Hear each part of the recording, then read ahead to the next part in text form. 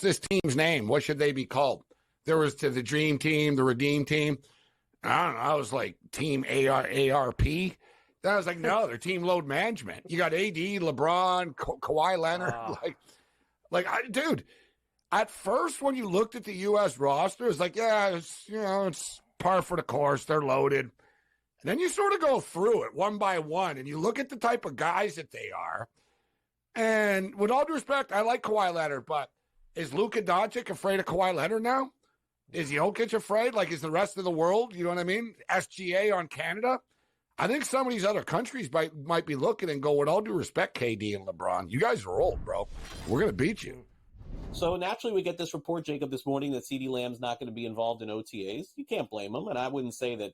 I mean, I don't know if CeeDee Lamb's mad or not, but it just wouldn't make sense for him to show up and do anything without getting a new contract extension. Where do you think he falls in between some of these new deals? Because I don't think that he's going to get Jefferson's deal, but then again, I think he would get more than Nico Collins. So do you think it's somewhere in between? I do. I actually expect CeeDee Lamb might end up being the second highest paid receiver in the NFL. It's going to depend on the order that some of these receivers that you have on the screen now with Jamar Chase, Brandon Ayuk, T. Higgins. It might depend on when and for how much some of these guys sign, but I think Lamb's going to be in a situation where the Cowboys are going to say, we don't know if Dak Prescott's going to be back next year because we have not extended him. And they're going to look at Lamb and say, we can lock down our number one receiver who's very good, very consistent, kind of does everything we need to do. And they're going to look in that $32 million a year range that A.J. Brown is getting and say, he's probably worth that. Maybe we'll give him a little more just to make sure that we can get a deal done. I don't think he surpasses Jefferson, but I do think he'll surpass Brown, and I think that'll put him at number 2 overall, though we'll see if Jamar Chase can get close to Jefferson or even a comparable deal. McDavid is the favorite as you look at the board, as he is now 2-1. Bobrovsky and Barkov are 4. Kachuk is 6. Draisaitl for 7. Bouchard plus 750. And then you get some big numbers with Verhaeghe and Reinhart. Remember this, Joe. This is different than the NBA. The NBA is just for the finals and who plays in those games between Boston and Dallas. The Conn Smythe is for the entire Stanley Cup playoffs, which is why, I mean, we would probably like, taking a shot with Draisaitl or something like that. At this point, he'd probably need to go bonkers in the final to be able to. Like, if Edmonton wins, it's going to be McDavid, right, Joe? But I think on the Florida side, which we like, there may be some chances there. Even Bobrovsky's number as the top Florida guy, Joe, I think is pretty good at 4-1. Him and Barkov, it's a pretty good number. It is a good number. I like Verhaeghe, though. Let's take Verhaeghe. You want to take a deep shot on Forsling? Let's go. Look at me throwing out the names. It's not going to be Forsling, Joe. It's going to be Bobrovsky, Barkov, or Kachuk. Why not Verhaeghe? Let me finish. Verhaeghe is really far back from them. He would need like a couple overtime winners in the final. Why can't he do that? I don't understand. Maybe he can. He's been Mr. Overtime the last couple of years. So then why don't we take him? That's very difficult to do. I think we should focus our efforts more on Bobrovsky and Kachuk. So NBA Finals tip-off on Thursday night. Let's start off with the NBA Finals, McKinnis. Who do you like to win the series, the Boston Celtics or the Dallas Mavericks? I like the rested Dallas Mavericks to get the job done. Look, I understand it seems like everyone's popular team now. Everyone's jumping on the Dallas Mavericks bandwagon. But, guys, I'm of the believer in no matter what sport it is, I like the battle-tested team. I really do. And I think you're hearing everybody say right now it's championship or bust for the very Boston Celtics. And everybody will agree with that because look at the pathway they've had to go through.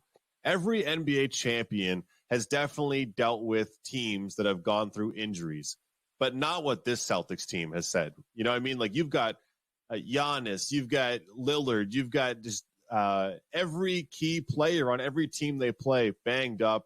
This to me is the matchup. I think you got that 1-2 punch with Luka and Kyrie. You've got those game breakers in the backcourt. I believe they're a lot better in the paint than people think they are. And also the role players, they know their role. I mean, they're spot-up shooters, pick and roll. That's what I really like about this Dallas team compared to the Celtics. I know I'll get some heat for that, there is no confusion on the Dallas Mavericks who the game players are. On the Celtics, sometimes this guy wants the ball, this guy wants to take the shot, that guy wants to take the shot. To me, there's too many cooks in the kitchen, and that might get exposed when the game's on the line. The Mavericks know who to give it to, and that's Luka Doncic. All right, good stuff there, but we're just getting started. We'll be back right after this.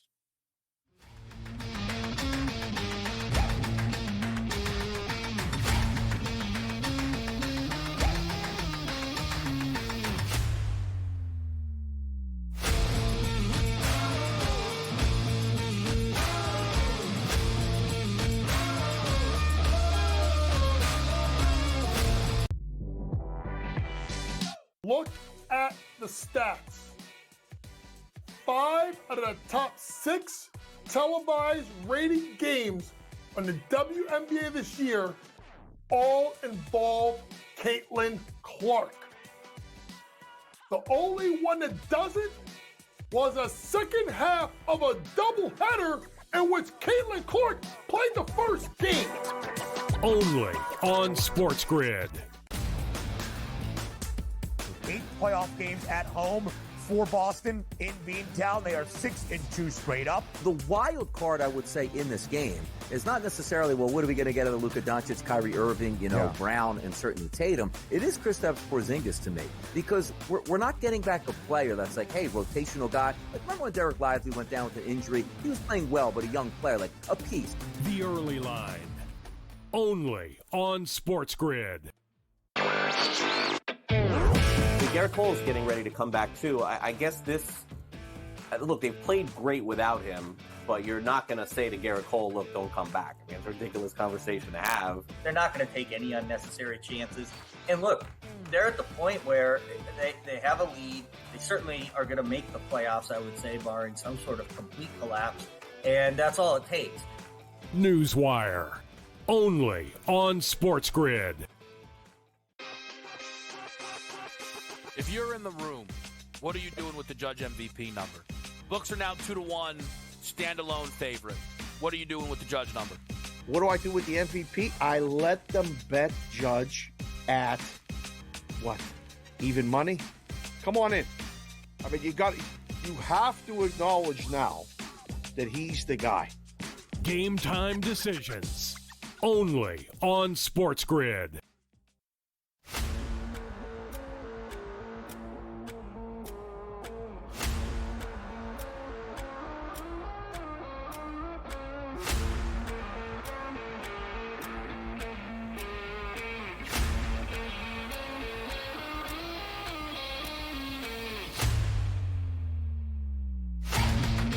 And welcome into SportsGrid. It's been a heck of a week here at the network. In fact, here's some of what you might have missed this week. So the Justin Jefferson deal was, again, it was pressureless for Minnesota. But for Cincinnati, it's a game changer. It just is. Jamar Chase and T. Higgins. You see the numbers. 1,300.5 for Jamar Chase. Again, at some books, you kind of can do comparisons. A bigger expectation than that of Justin Jefferson, who just broke the bank. A bigger touchdown number than Justin Jefferson. Now, again, you can look at that and say, well, that's because they have Joe Burrow as their quarterback. Okay, so what are you going to do? Let Chase walk? Nope. Not an option. Not an option.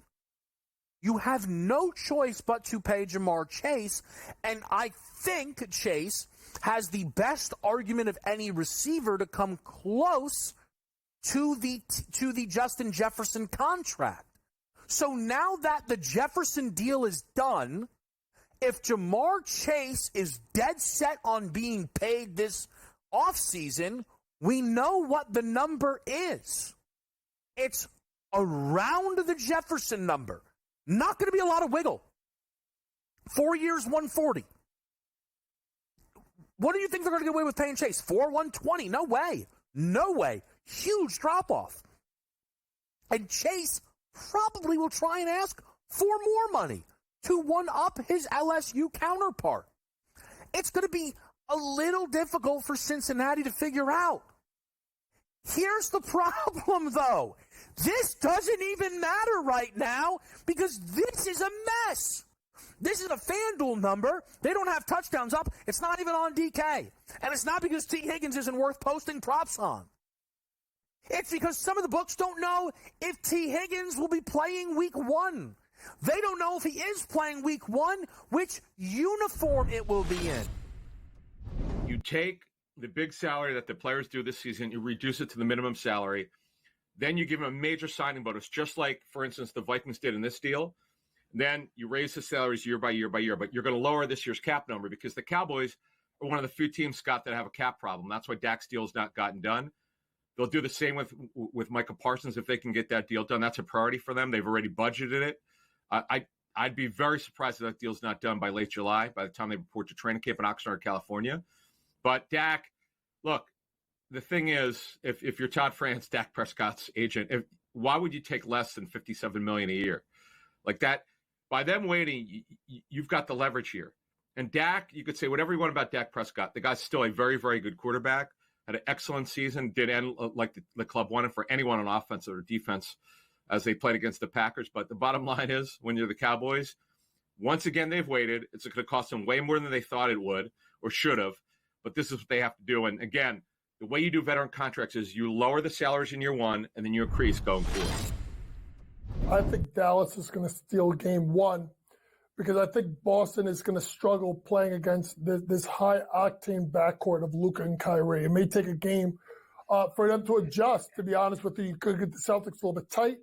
I think Luka wants this moment, Pharrell. And there's something to be said about what you talked about at the end of the last segment about Luka's ability to play on the road. 20 points, 4 of 6, game number 5 at the Target. You mean to tell me you don't think Luka is going to come out guns blazing in that matchup? I love what I think I'm going to get out of Luka in game 1. I think you get a huge performance out of Luka, and I think you'll see, obviously him play at a fantastic level. And remember, folks, Boston did win the series both games during the regular season. They won a 119-110 game on the 22nd of January. Then they won a 138-110 game in Boston, in which, if I'm not mistaken, it was a close game. I think the Celtics outscored them by 16 points in the fourth quarter. It was a really, really tight game. And I think you'll see a really good play out of this. But I think the Mavs win game 1, win the series plus 450. So, Joe, walk me through some Chiefs targets for the upcoming season. Well, we talked about the ecosystem last week, right? If you missed that, you go back and watch the show in one of the segments, which is in the Black Book, or you could just go buy the Fantasy Football Black Book on Amazon right now. And the Chiefs are at the top of the list in terms of offensive ecosystems. Why? Because they have Patrick Mahomes, they have a great offensive line, and they have a great head coach, and some skill position talent at the very least, right? So what we're trying to figure out is how that talent's going to be utilized this year and how we're going to invest in it, because we want to be in on the Chiefs offense, right? And I think the first thing you look at is the ADP and start to look at these players that are new. Now, last year there was a lot of new for the Chiefs and it did not work out. Kadarius Toney couldn't catch anything. Sky Moore in year 2 just couldn't quite make that jump. And you know what? The Chiefs have recognized it and said, we got to make some changes. They drafted a wide receiver in Xavier Worthy. They went out there and brought in Hollywood Brown, and Rashee Rice is a guy we're going to talk about in this segment as well. But I want to start with the guy that they brought in, which is Hollywood Brown, right? So Marquise Hollywood Brown certainly has speed. Check. He is the 37th wide receiver on the board right now in terms of the ECR and Fantasy Pros. So that's right after Chris Godwin, but before DeAndre Hopkins and Jordan Addison. This feels about right to me. I think Deontay Johnson might be a little bit safer, who's going right around there. But if we're talking about investing in an offense, do we want to invest in an offense that's run by Bryce Young or Will Levis? Or do we want to invest in a guy who's an offense run by Patrick Mahomes? I will take the guy with Patrick Mahomes. Now, Hollywood Brown has been more of a what I would call mistake wide receiver over the years. When you watch Hollywood Brown, you'll see the speed and the quickness sometimes get him loose from the corners. And when the corners make a mistake, that's when Hollywood Brown takes advantage of it. So it's not like necessarily he's always creating incredible separation. Sometimes what Hollywood Brown is most capable of is getting guys to make mistakes. You know, he makes a move, a guy kind of slips, falls down, he takes advantage of it. And that's his separation. It's not just because the corner's right with him, and he's just so good at separating. He's just good at getting them to be in the wrong place at the wrong time. If he can do that here with the Chiefs, this is a very high-level thing. He's played with two very mobile quarterbacks, too, Lamar Jackson and Kyler Murray in his career. So Mahomes is another one of these mobile guys that can get out there and improvise. Now that's some good stuff, and we're just getting started. We'll be right back after this.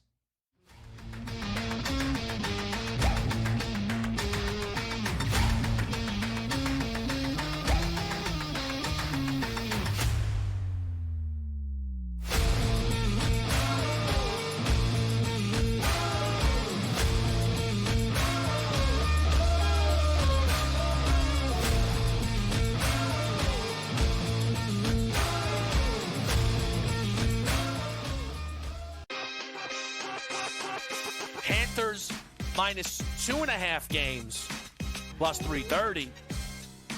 Panthers 2+ goals in every game, plus 225. It's going to take a monumental effort for them not to get 2 goals in a game.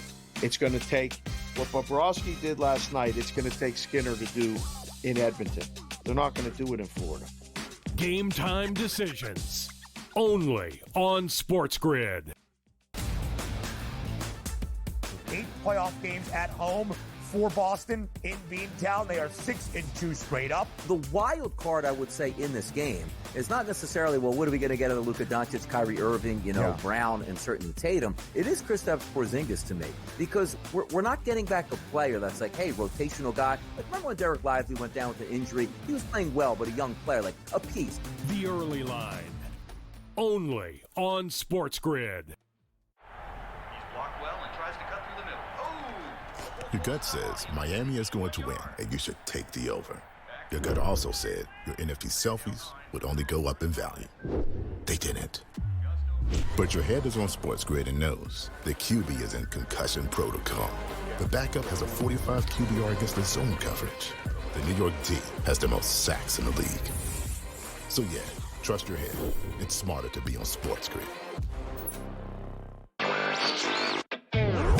Garrett Cole's getting ready to come back, too. I guess look, they've played great without him, but you're not going to say to Garrett Cole, look, don't come back. I mean, it's a ridiculous conversation to have. They're not going to take any unnecessary chances. And look, they're at the point where they have a lead. They certainly are going to make the playoffs, I would say, barring some sort of complete collapse.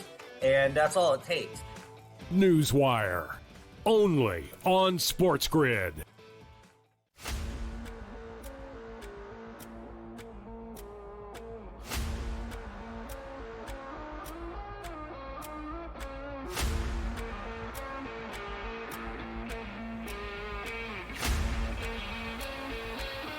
Welcome to SportsGrid. It's been an unbelievable week here at the network. Here are some of the fantastic content you may have missed this week.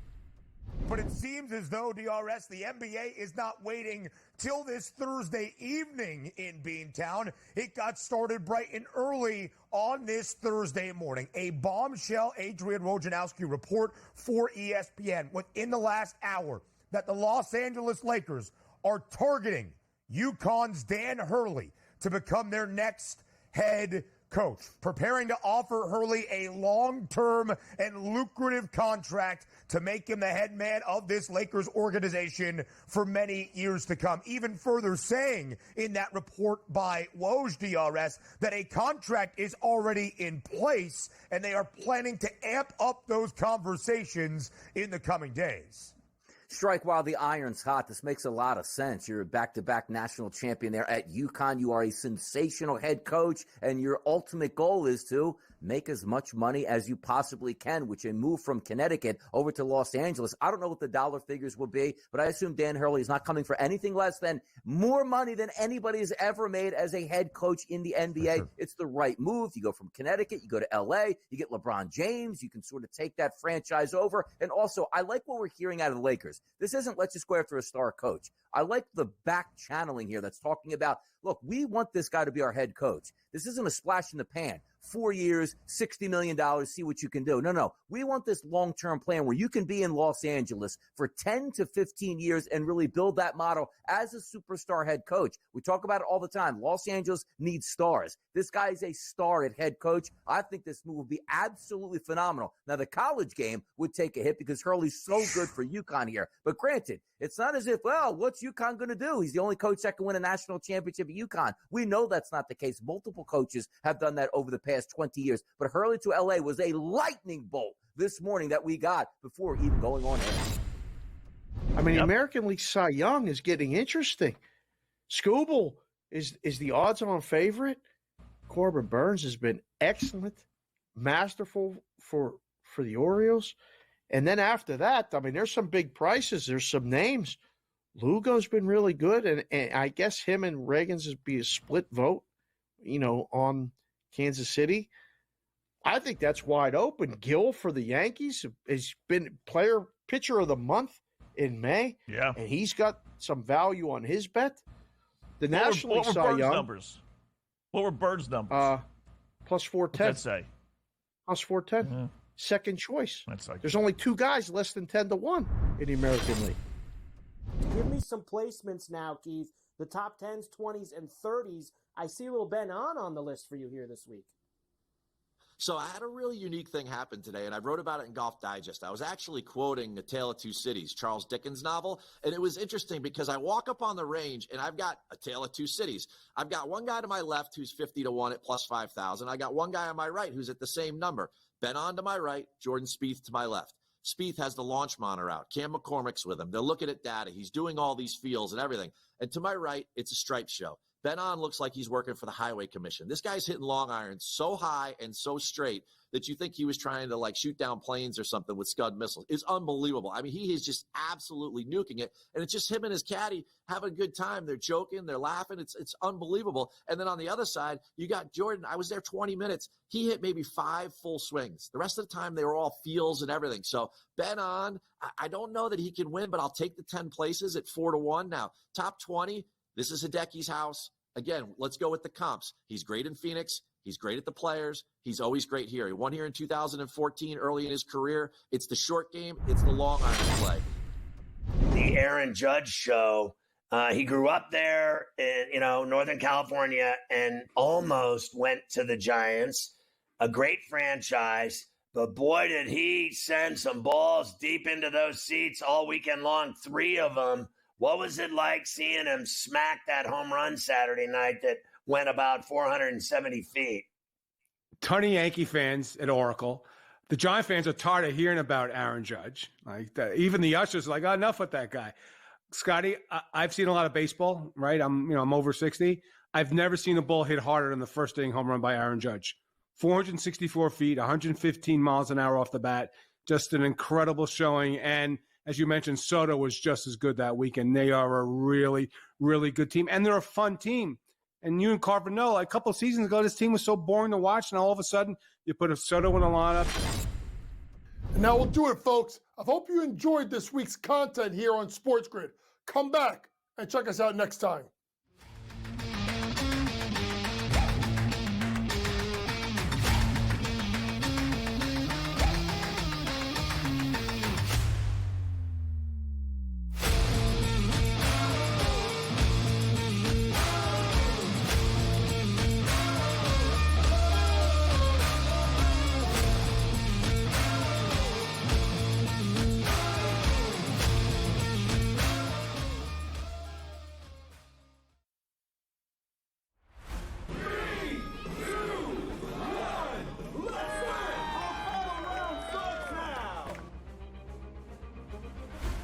Crazy how many teams had a chance to win. The Ripper GC went from 9 back to leading by 2 to near the cellar again late in the day. It was so volatile, counting 4 scores.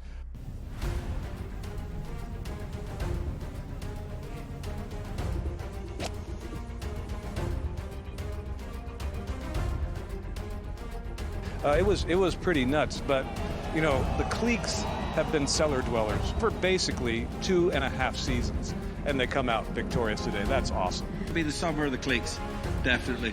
So, like I said, there's definitely more to come from us. It was a magnificent ball striking performance. Yeah, I got to speak to someone in his camp before he teed off this morning, and they said to me that he is finally feeling extremely comfortable out here. He's not thinking about any swing thought. He's going out there, he's swinging so freely, and it certainly showed today. The way he drove the ball, the way he hit his irons, and even in his putting as well. Yeah, and lives in Texas, went to school in Texas. His tour win on the PGA Tour was here in Houston, which is Texas, and now his first live win, Texas. Honestly, it was just a matter of playing solid coming down the stretch. I think there was a switch there on 15 that I made birdie, he made bogey, and I just knew that I had to party. The baseball guru. What do you got on the diamond, Tony? What catches your eye on Saturday? G-Rod for Baltimore. I like Rodriguez. He's won his last two starts. Baltimore's won his last two starts, and his whiff percentage over the top good in the 86th percentile. T. Walker, listen, he's been was 3-1 with a 5 and change ERA for Philly, and Philly's been playing good, very, very good baseball. They're doing everything right. Look at their stats, look at their numbers, look at the record, right? Look at the lead they have on an Atlanta team that's damaged. But the Orioles. I like the Orioles. In fact, I like the Orioles and the Phillies. I like this matchup, guys, to possibly be the Fall Classic. Price isn't it's pretty expensive. Yes, it is. And if they, and I'm not a big run line player on home, but I do it. It depends on the situation. I typically even take it further with an alternate line, -2, -2.5, et cetera, et cetera. I really like Rodriguez, Grayson tomorrow against Walker, and like him by margin. I think the price is fair. I think Baltimore's playing that well. They're knocking the crap out of the ball, and I think they do their job at Oriole Park in Camden Yards tomorrow night. -180 right now. Tomorrow afternoon, tomorrow afternoon, actually. Yeah, -180. Yeah, you get a -110, -115, -110, -115, -1.5 if that's what you would prefer to do. Or, yeah, you can go. You're getting plus money now. I see a plus 115 right now, -1.5 for the Baltimore Orioles. There it is. Anything else on the diamond? Yeah, what I'll look at also in this game, guys, is I'll look to see there's props you can get them at any big outlet, and that would be that the Baltimore Orioles do not go to bat in the bottom of the ninth. Typically, you can split that difference. You're probably about a -130 on that, and that may be the way to go, -125. Tomorrow also, again, I like believe it or not, I like Detroit to bounce back from a bad night tonight with their ace, Skubal, and Flaherty, the old St. Louis ace, over Verlander in Houston. I still believe Houston's a play against to make the playoffs. I still think Texas is going to recover from a bad start and win that division, but I'm looking to fade Houston any chance I get. Tomorrow's not a bad night, especially with Detroit being +120. It's a big series. Seattle have been on a roll. Everyone talks about, they don't hit, they don't do this. Yeah, they win. So it's all about winning games and winning series. And they're winning 3-2 right now over the visiting Texas Rangers. Tough week not a tough week. That Rangers had a nice week against the Dodgers, but tough scheduling spots for these teams. Play the Dodgers now into Seattle to take on the Mariners. Mariners are 10-1 right now. The Rangers are +600 as far as the in-game is concerned. And the Angels are crushing the Giants, 8-1 right now. Yeah. Bottom of the seventh inning. Total is 10.5 right now. The Blue Jays lost to the Guardians tonight. Blue Jays and Guardians tomorrow once again, Cam. Carrasco on the hill for the Guardians. The Blue Jays have gotten back to the 500 mark. They get right there, Tony. And then they can't just sort of, you know what I mean? They get right there, and then they lose 2 games in a row after. But they have been playing better baseball. The Guardians are a tough team to deal with for everybody for whatever reason. What's your pick tomorrow, Cam, for the Blue Jays and the Guardians? I like the Blue Jays tomorrow, but the problem is they got the nailers on Cleveland. They show up because they're Canadians playing in Toronto, and they bring their A game. The Jays actually have a horrible track record against the Cleveland Guardians, Gabe, over the last few years. Take a look at it. They get smoked by this team, but I like the spot for the Jays tomorrow. I'll be betting Toronto. Tony Finn, wagertalk.com in Las Vegas, Nevada. I'll see you at the LSU USC game, Tony. Tony! I'll be there. So we'll. In the second quarter?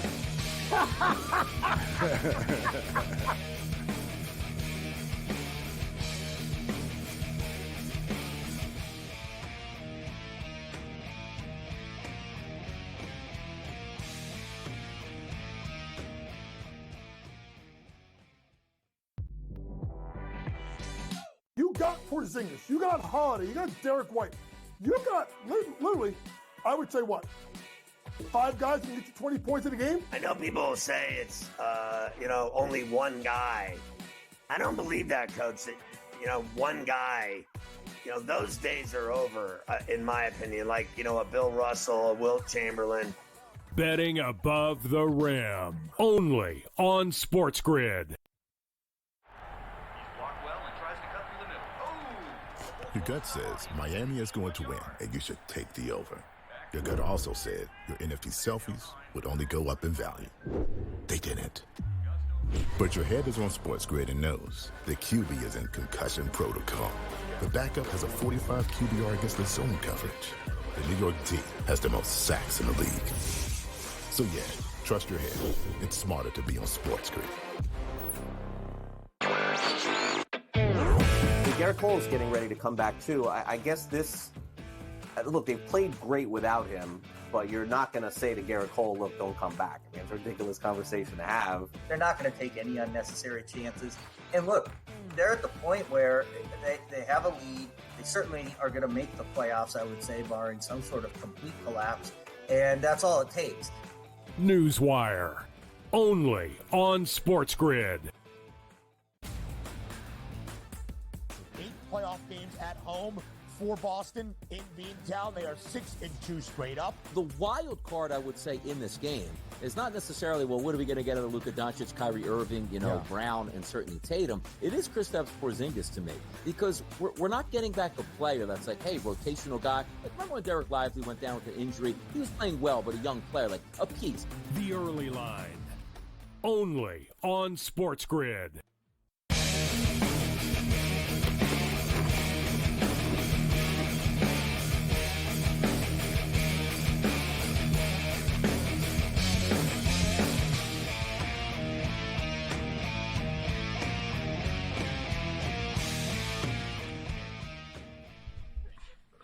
This is SportsRage. I am Morency. Shout out to all of our AM radio affiliates joining us. Crazy quick show tonight. And we got Lou, Gamblu.com, ready to step up and in right now. And Lou loves the NHL. He loves the UFC and betting on MMA. And he really loves the College Baseball World Series, longtime College Baseball World Series bettor. And Lou, the electricity of this tournament has been off the hook. So many close games, comebacks. No team is ever really out of it. And, the classic example, the North Carolina Tar Heels have been the comeback kids over and over and over again with their walk-off wins, ninth inning wins. And then tonight, the Tennessee Volunteers come back. They were like plus 700 at one point in this baseball game, down 4 late. They come back. They win the game. Just wild stuff. Lou, what'd you think about the games tonight? And we'll get right into tomorrow's games. What'd you think about tonight's drama? The games were great. I think what it does is, even though they were favorites that won tonight, they got totally scared by the other teams. And it goes to show you that I think that of this field of 8 teams, anyone can win this. Now, Virginia, who took a loss tonight, in Florida State, are now at a grave detriment because they lost their first game, while North Carolina and Tennessee are in great shape. So tomorrow we shift gears. Who can win the first game? Because it's a huge advantage. But tomorrow's conditions will be different because there's wind tomorrow at 18 miles an hour minimum, and it's going to be blowing right into the teeth of the batters. And right now you're seeing totals that are higher than they're going to be when you wake up tomorrow and look at them. So if you're looking for advantage, especially in the first game, on maybe an under with Kentucky and North Carolina State, it'd be better to get the thing at 10 or 9.5 now, because I think it'll be lower than that tomorrow when people catch up with the wind. Great advice from Lou. And already, just sort of by college baseball standards, 9.5, you don't really see a ton of that number. That's what it is already right now. Lou, I know you've been a fan. A lot of people are a fan of this NC State team, an upstart, sort of an upstart bunch against a Kentucky team that's never been this far before. So I know the SEC has the pedigree often, but Kentucky's that one team that, they're in uncharted territory as well right now. NC State plus 120 on the money line. I bet both favorites today. Call me Captain Chalk, but I was on the Tar Heels and I was on the Vols. But I will be on the Wolfpack tomorrow, guys. Plus 120. I'm going to roll the dice with NC State guys tomorrow. What's your take?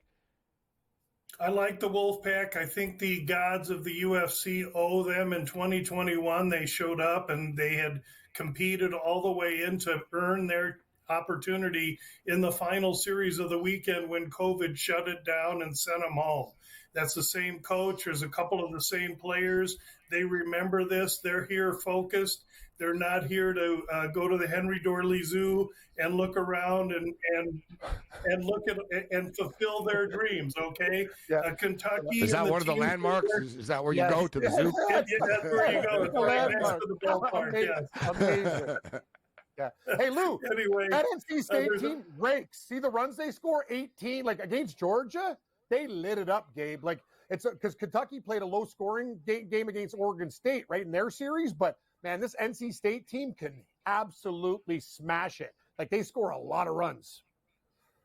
And what I will say is, as I mentioned the wind yesterday, I would temper expectation on the long ball tomorrow considerably with that wind blowing in, and I think we're going to see.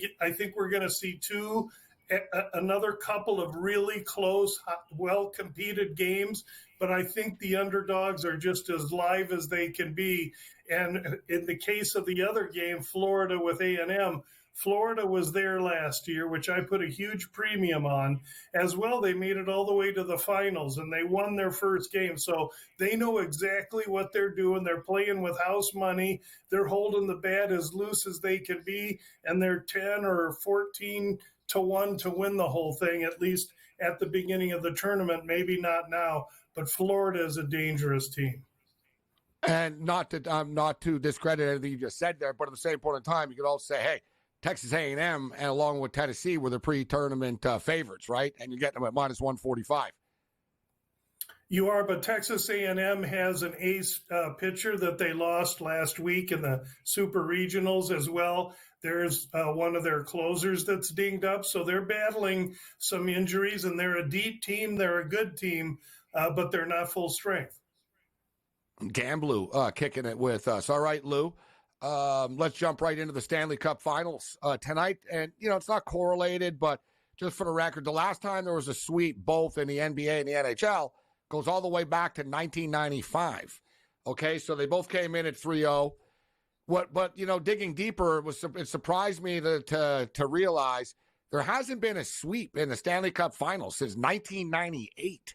It's a long time that the series has gone at least 5 games. So we saw the Mavericks do it tonight. Teams watch different sports and stuff. The Oilers, will they have that fight tomorrow night? Do they show up? Or is this thing too much? Do the Florida Panthers do what the Celtics were unable to do? Close it out, win the last game, sweep on the road tomorrow, Lou. What's your take? My take is Florida answers Draisaitl's cheap shot by beating Edmonton on home ice and hoisting the cup around on Canadian ice. That's my take. Agreed.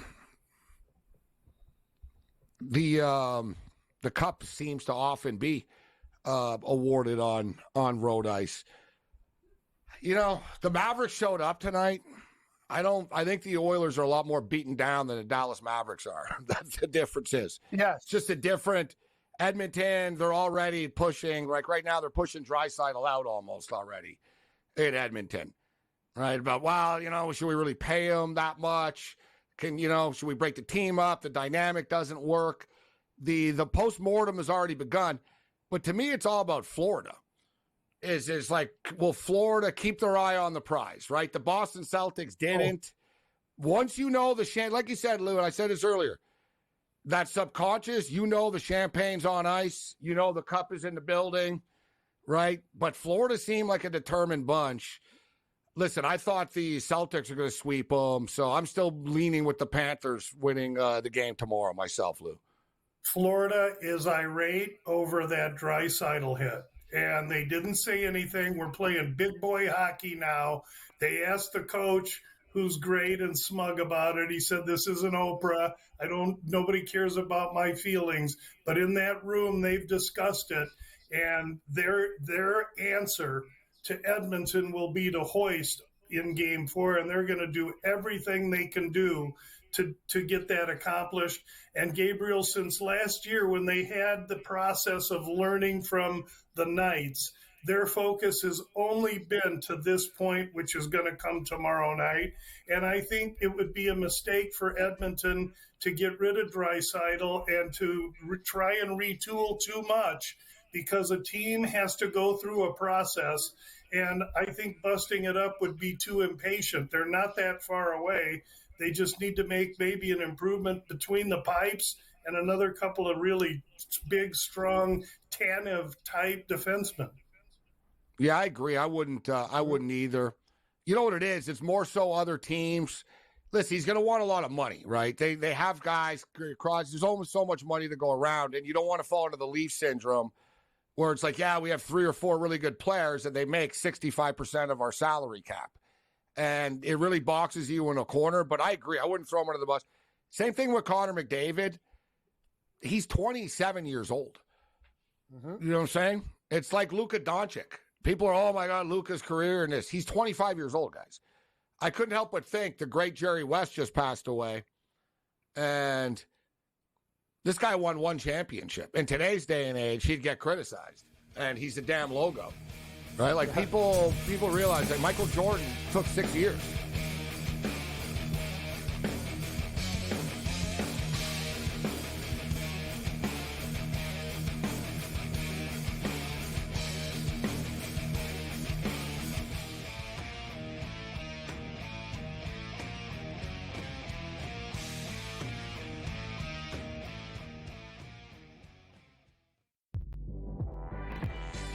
You got Porzingis, you got Holiday, you got Derek White, you got literally, I would say what, 5 guys who can get you 20 points in a game? I know people will say it's, only one guy. I don't believe that, Coach, that, one guy, those days are over, in my opinion. Like, a Bill Russell, a Wilt Chamberlain. Betting above the rim, only on SportsGrid. Your gut says Miami is going to win, and you should take the over. Your gut also said your NFT selfies would only go up in value. They didn't. But your head is on SportsGrid and knows the QB is in concussion protocol. The backup has a 45 QBR against the zone coverage. The New York D has the most sacks in the league. So yeah, trust your head. It's smarter to be on SportsGrid. Garrett Cole is getting ready to come back, too. I guess look, they've played great without him, but you're not going to say to Garrett Cole, look, don't come back. I mean, it's a ridiculous conversation to have. They're not going to take any unnecessary chances. And look, they're at the point where they have a lead. They certainly are going to make the playoffs, I would say, barring some sort of complete collapse. And that's all it takes. Newswire, only on SportsGrid.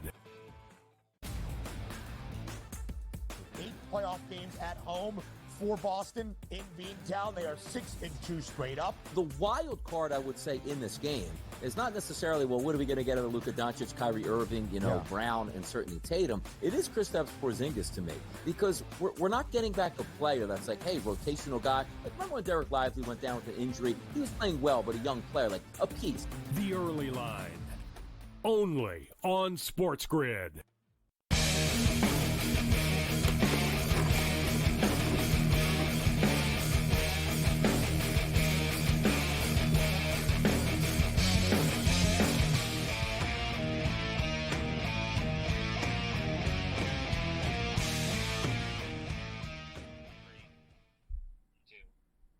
Let's roll. This is SportsRage. We got Lou for a couple of more minutes. And We got a bunch of bets to get to over the weekend. The Euro Cup started today. The U.S. Open is continuing. The UFL Championship game is this weekend. We got a couple of CFL picks for you. Stanley Cup Finals tomorrow night. We're just talking about how there's no sweeps ever. And I said 2011. There was a 7-game in 2019 with the Blues and Bruins. Hard to believe last year because the Panthers look so dominant right now. They were the ones in this spot before. They lost last year in 5 games. So there was 4-1 the year before. The Avalanche beat the Lightning in 6. The Lightning beat the Canadiens in 5. I was at that one.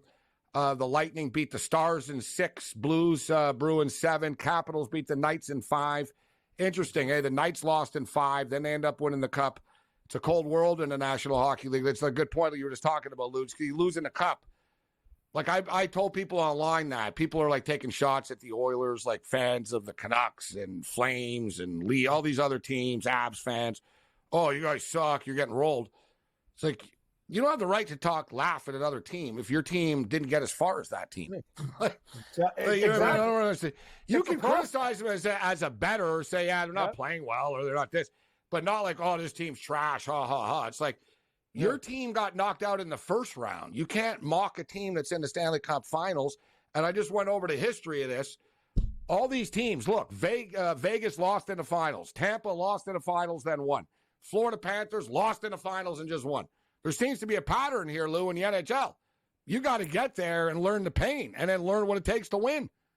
It's a process, and it takes some time, and these players have to learn how to get it done, and so does the organization to an extent, which is why I circle back and say that, boy, maybe you take a screwdriver and you twist a screw a half a turn here and a half a turn there with Edmonton, but you don't That's change what I need to do in my head.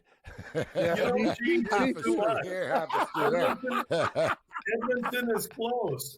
I wouldn't change him too much. I'd get a couple of big thugs for defense and a netminder. And especially, I don't even think their netminder Skinner is bad. Their defense they've been exposed, and they need a power forward that can also score. Gabe, look what Florida does on the forecheck.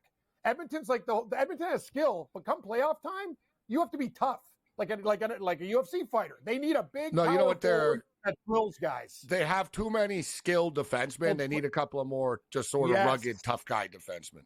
Exactly. They do, right? Like, look at the Canucks when they brought Zadorov in. You know, a big mean dude. A couple of more just meaner guys. Perfect guy. Perfect. It does hurt him that Nurse is hurt and Kane. Both of those guys are hurt, and they're physical presences for that team. It's true. And last thing here, we'll get you out of here in a couple minutes here, Lou. There's a little bit of a pattern here as well. Tampa wins the Cup. Colorado wins. Then Vegas wins. Now Florida's about to win. 4 of the last 5 teams that are going to win the Cup are in extremely favorable tax state situations. And there's something to it. There really is. And this is why, like Vegas, everyone wants to. Why wouldn't you want to play for Vegas? You get to play golf. You don't get taxed. The media doesn't bother you. And you make a lot more money. Right? Yeah. Same thing. Florida Panthers, sure, sign me up. Sure. Tampa Bay Lightning, sign me up. Sure, I'll do it. Dallas Stars, sure, sign me up. There's a reason why the Miami Heat get all the players. It isn't just because it's sunny there. They make more money, right? There's a little bit pattern in the NHL here. It's developing right now, guys. That's why these teams don't lose players, and these other players can't think about it. You can accept, say you're a defenseman, or you're Montour, one of these guys.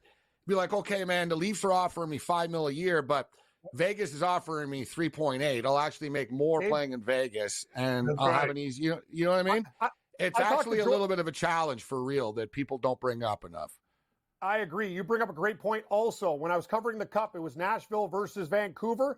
It was me, Terry Crisp, and one other reporter, and I went up to Jordan Tutu. He goes, "I love it here. Nobody bothers me." Steve Sullivan, the same thing. He goes, "We come to the rink. You know, no trash, no whatever. Just a couple reporters. You see what it's like in a Leafs-Canadian scrum game. You can get your legs broken. You know, there's 100 microphones. You're on a ladder. Like, these guys are like, that's another thing. Like, they don't want to deal with that crap all the time. Keep it loose." Lou, before we get you out of here, I've been so focused on, the playoffs and all this stuff and the chaos with the UFC this week. of, Conor McGregor in. I got to be honest, I never thought Conor was going to make it anyway, and I'm not heartbroken by it or anything like that. I feel bad for Chandler, but I'm sure he's getting rewarded for it behind the scenes. And the new fight's actually better from a fight standpoint, so I'm like, okay, fine. Like, I'm not going to argue with it. But there's been a lot of changes, but this week kind of flew under the radar. I don't know anything about it, Lou, so you got something for us here on the way out? Yeah, I do. It's a highly obscure fight card. Populated with a bunch of small people. So we're probably looking at a lot of decisions. But there is one dog who's about a plus 170, 175. His name is Lucas Almeida. He's a Brazilian. He's fighting a kid named Coamba. Coamba is raw. He's got power, but he doesn't really he's not a refined fighter. He doesn't know how to put it together yet. All he can try and do is knock the other guy out. And Almeida's been in with better competition, albeit he's had some trouble in his last two fights against guys that were grinding wrestlers. And this guy that he's facing, Kwamba's a power striker. So Almeida's in a great position. He's taken some time off, refocused. He's an underdog. He's live. Also, there's a guy, Bomb. His name is Jose Johnson, and he's 6'1", is a 125-pound fighter. He's fighting a kid named Asu. That's his first name. The last name you'll have to find. Just look for Jose Johnson. Jose Johnson. Albaev or something. Albaev. You know what I'm talking about. So Jose Johnson's a plus 440, 6 inches tall. Taller, 6-inch reach advantage, a great striker. His second fight at 125. He's acclimated his body to 125, and his fight is mispriced. Johnson is very dangerous at plus 440. Great stuff, Lou. Gamblu.com. Follow him on Twitter at @Gamblu. Excellent. Enjoy the games, fights, and everything else this weekend, Lou. Good to see you. Thanks for having me, guys. Have a good night.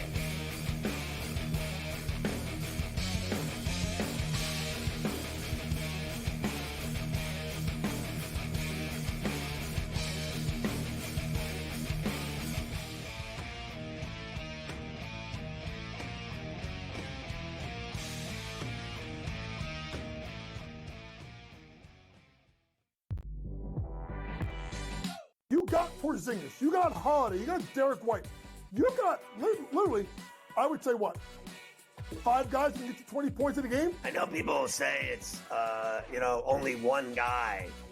I don't believe that, Coach, that, one guy, those days are over, in my opinion, like, a Bill Russell, a Wilt Chamberlain. Betting above the rim, only on SportsGrid. Your gut says Miami is going to win, and you should take the over. Your gut also said your NFT selfies would only go up in value. They didn't. But your head is on SportsGrid and knows the QB is in concussion protocol. The backup has a 45 QBR against the zone coverage. The New York D has the most sacks in the league. So yeah, trust your head. It's smarter to be on SportsGrid. Garrett Cole's getting ready to come back too. I guess look, they've played great without him, but you're not going to say to Garrett Cole, look, don't come back. I mean, it's a ridiculous conversation to have. They're not going to take any unnecessary chances. And look, they're at the point where they have a lead. They certainly are going to make the playoffs, I would say, barring some sort of complete collapse. And that's all it takes. Newswire, only on SportsGrid. Playoff games at home for Boston in Beantown. They are 6-2 straight up. The wild card, I would say, in this game is not necessarily, well, what are we going to get out of Luka Doncic, Kyrie Irving, Brown, and certainly Tatum. It is Kristaps Porzingis to me, because we're not getting back a player that's like, hey, rotational guy. Like, remember when Derek Lively went down with an injury? He was playing well, but a young player, like a piece. The early line, only on SportsGrid.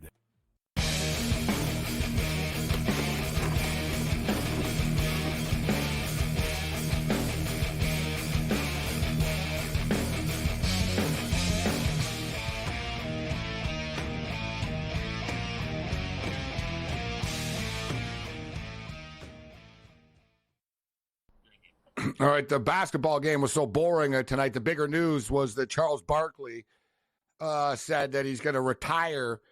And he didn't say he's like disappearing from the world. He said he's going to retire from doing basketball after next year. Doesn't, I'm not worried about the headaches of what network that it goes to or any of that stuff and what happens. And or he'll pass the baton on, he said, to somebody else to step up and in. But Charles Barkley will always be around a microphone and a camera in one way or another. Just saying he's not going to be doing the NBA. All right, we got Julio in the house. We're on the clock here. A lot of stuff to get to. Good to see you, Julio. But Cam, let's get who's going to win the U.S. Open, Cam? Who's the one guy you'll give us right now that's going to win the U.S. Open?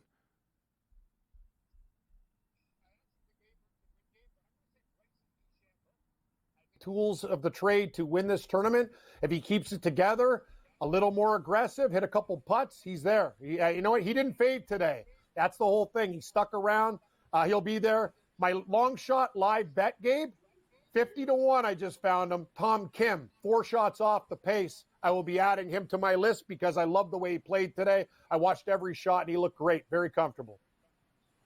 I like Bryson coming in, and I was like, I don't know, can he really win? And I'm almost shocked that here he is here right now at plus 425. Ludwig is plus 3-3. Guy's 23 years old, never played in the U.S. Open before. It'll be amazing if he's able to pull this off, but I don't think he will. I lean Bryson more than him. Rory is plus 425. Cantlay is 10-1. Schauffele's 12-1. Hideki suddenly 16-1, lurking. All right, and we had the Euro start today. Germany just absolutely trashed the Scots. 3-0 at the half. It was a bloodbath. And we should note, 5-1 final. The only goal that was scored was actually an own goal. Germany scored on themselves.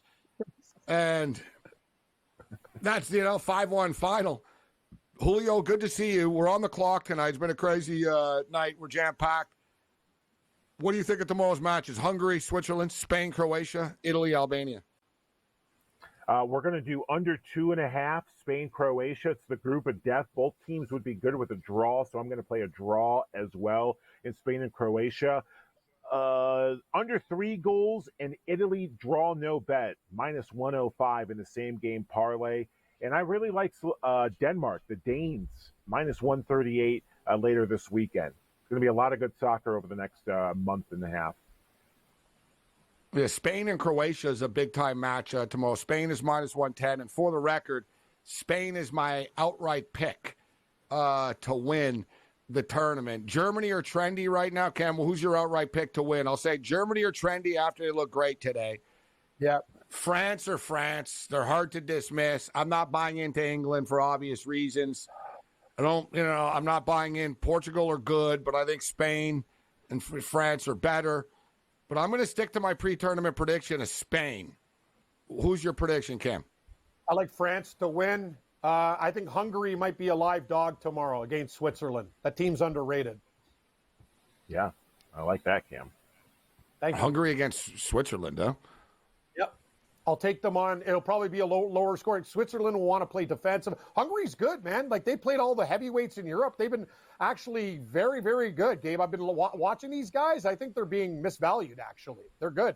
I'll take them. They have a good goal. They got a good keeper, too, Cam. Yeah, so are the Swiss, though. Switzerland are good. Switzerland are plus 115 to win. I'll take Switzerland to win. I like that plus money to win in 90 minutes. I think the Swiss will beat Hungary.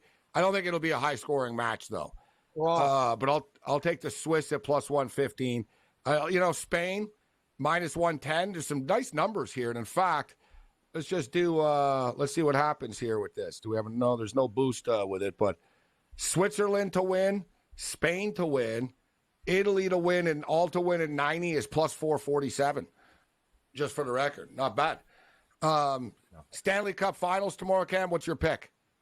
Florida. I'm taking them in every damn game, and that's the way it's going to be. They hoist the cup in Edmonton. They're too mean, too angry. Give me the Cats in the over tomorrow. Let's go. I can't believe I'm going to do this, but there hasn't been a sweep since 1998. I'm going to hang my hat on that. Go Oilers. Oh, Julio, what's your pick tomorrow? Oil change. I'm reluctant Oilers in regulation. Give me that plus value. Yeah, I already have buyer's remorse before this game. Go down I'm with just that saying. damn ship. You're leaking oil. Other than that, you're on your own. Later. Later.